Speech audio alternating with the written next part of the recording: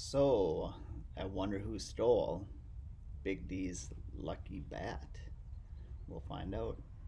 Chapter 3 Sunflower Seeds. Look, Kate, the bat boy is gone. Let's check out the scene of the crime, Mike said. He stood up. Hey, you can't go down there, Kate said. It's probably against the rules. Kate wasn't afraid to do something risky, but she needed a good reason. She didn't like getting in trouble.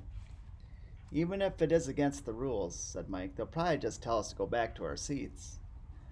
Mike started to edge through the row of seats toward the aisle. As he was walking, his elbow clipped the man in the Yankees cap. Hey, watch what you're doing, kid, the man said. He had taken off his hat and was rubbing his head. You should be more careful. Now I've spilled my sunflower seeds. Mike looked down. The ground near the man's feet was covered with little black and tan seeds. Kate shook her head and rolled her eyes. Mike was kind of clumsy. Mike turned red. Oh gosh, I'm sorry, he said. I can get you another bag if you want. The man held up a white and red bag. Ah, that's okay, he said. There's plenty left. Just try to keep your elbows to yourself from now on. Sure, said Mike. I'm really sorry. The man put his Yankees cap back on. He tucked the bag of seeds into his pocket and started kicking the spilled sunflower seeds away. Kate and Mike had reached the aisle when there was a whooshing sound followed by a loud clunk. They whirled around to see the man pick up a long white plastic tube from the ground. On the side it said Big D life-size poster. He must have knocked it over with his foot. The man set the poster tube against his armrest. Then he noticed Kate and Mike watching him. I'm fine, he said, shooing them away. You can move along. He frowned and examined the poster tube carefully. There was a dark smudge halfway up the tube. He rubbed it with his sleeve. Kate grabbed Mike's arm and pulled him down to the infield railing. It was almost game time. The seats and aisles were starting to get crowded with fans. I feel bad about bumping into that guy.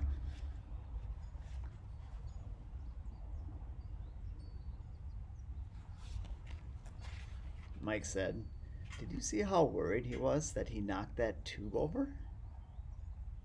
Maybe he's embarrassed, said Kate. You don't like it when people see you do something dumb, do you? Actually, I wouldn't. No, Mike said. I never do anything dumb. Oh, yeah? What do you call bashing that poor man with your elbow? A smart move? Kate teased. Mike rubbed his elbow for a second. Kate was right. He was always knocking into things. His arms and legs sometimes seemed longer than he remembered. I can't help it if his head was in the wrong place, said Mike. With one final line drive, batting practice ended. The players went back to their clubhouses to get ready for the game. Hey, Mike, Kate said. What's that? Just over the railing in front of them, specks of black and tan lie scattered on the red infield dirt. They were right where Big D had put his bat before it was stolen. Mike leaned over the railing to get a better look. After a minute, he straightened back up. Sunflower seeds, he said. Kate glanced over the shoulder at the man with the Yankees hat. He was reading a Red Sox program. Do you think he took that bat? Kate asked. Well, he's eating sunflower seeds, and he was here for batting practice, Mike said. I'd say he's a prime suspect. If he took it, he must have given it to someone already. He certainly doesn't have the bat now, Kate said. Maybe, said Mike, or maybe he hid it behind the dugout under the seats. Out on the field, the umpire brushed off home plate. Fans streamed into their seats around the ballpark carrying hot dogs, drinks, and popcorn. Mike felt a tap on his shoulder. He whirled around. It was an usher. Do you two have tickets? The usher asked in a gravelly voice. Kate handed their tickets to him. We're sitting over there. We were just trying to see if the bat boy would give us a used ball. Kate was good at thinking on her feet. When she needed to, she could come up with a reason for just about anything. It was a handy skill for keeping out of trouble. The usher looked at the tickets and then gave them back. You can stay here for now, but make sure you return to your seats when the game starts, he said. You may not have heard, but Big D's lucky bat went missing. We're asking all the fans to keep an eye out for any strange activities. Okay, Kate and Mike said. The usher moved on. He asked the other nearby fans for their tickets as well. On the sidelines, a few players started to stretch. Suddenly, Mike leaned way over the railing. What are you doing? Kate said. Are you crazy? You'd better watch it or you're going to fall out onto the field. We might get kicked out. Just getting a sunflower seed, Mike huffed, and he stretched his right arm as far over the railing as he could. Hey, kid, cut that out. No one's allowed near the field during a game.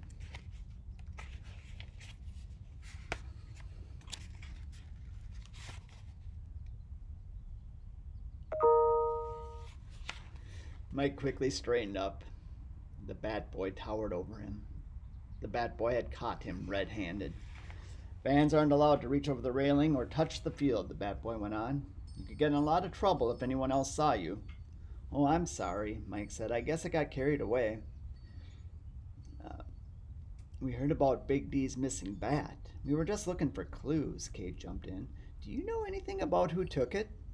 The bat boy tilted his head and squinted at them. He pushed his red sock cap up.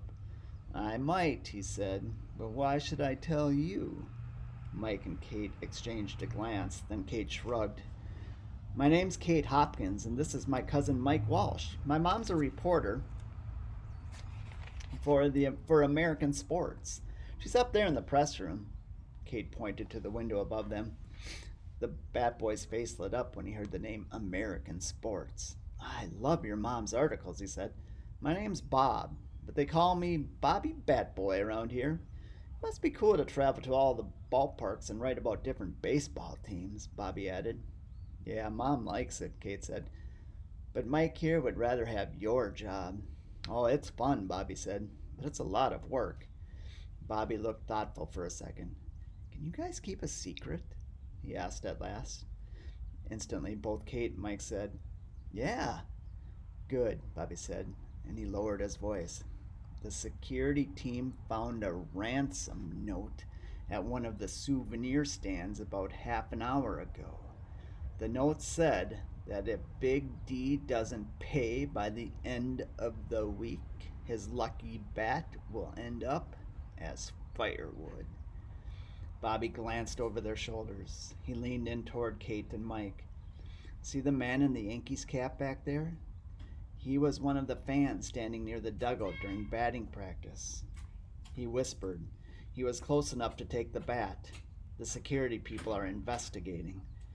I knew it, Mike shouted. He gave Kate a high five. The bat boy looked puzzled. He frowned slightly. Knew what? He asked. He was our top suspect too, Mike said, because of the sunflower seeds. That's what Mike was trying to get when you caught us, Kate explained. She pointed to the pile of black and tan shells near the wall. Wow, said Bobby. Sunflower seeds. Right where the bat was stolen. I'd better go tell security. Thanks. Thanks for the tip. And that is the end of chapter 3.